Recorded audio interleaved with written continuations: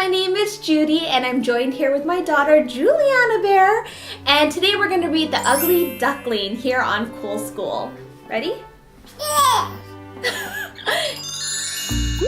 Once, a very long time ago, there was a big beautiful pond at which all the animals played. There were squirrels, raccoons and mice, chipmunks and baby bears, and all sorts of creatures. But more than any of them, there were birds. There were geese and ducks, robins and bluebirds, chickadees and eagles, and of course, the most beautiful of them all, the swans. Every year around the same time, all the animals would gather and they would bring all their little babies so they would get a chance to play together. This particular year, there was a little bird named Milton whose egg got mixed up in the wrong bunch. When he hatched, he didn't look like any of the other ducklings. In fact, he looked very different. Well, as the spring turned into summer, all the little animals started to change. They began to grow into very active little birds who liked to get into trouble. And they would make fun of Milton. You're so ugly, even a turkey wouldn't be your friend.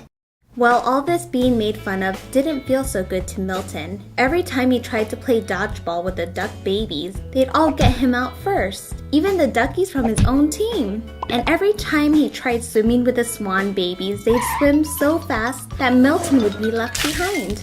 And every time he tried gabbing with the goose babies, they just giggle about Milton until he went away.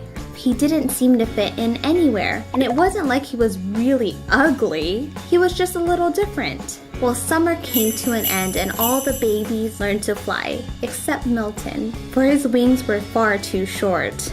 Just another thing I'm not good at, he thought, as he watched the geese, ducks, robins, bluebirds, chickadees, and eagles leave their summer home. I guess I'll just stay here and freeze all winter, he thought as the swans flew beautifully into the air. Milton sulked as he watched the squirrels, raccoons and mice, chipmunks and baby bears all slip into the woods for their hibernation. The days got shorter and air got colder and the pond froze over. Milton found a small cave among the rocks and climbed inside, where he spent the winter alone, wishing that in the spring none of the birds would return. But spring came, and so did the birds. All the little babies have grown up, and they were all calling out for Milton. I bet he's uglier than ever. I bet he's so ugly that he ran away and he'll never come back. And they laughed and laughed and laughed until they heard a rustling behind them. And out of the cave down by the rocks came the most magnificent bird that they have ever seen.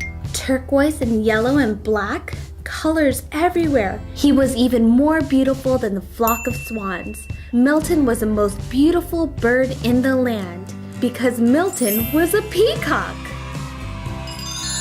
So thank you so much for joining us in today's story. Don't forget to subscribe for more wonderful stories, and we'll catch you later. Bye! Bye! Say bye!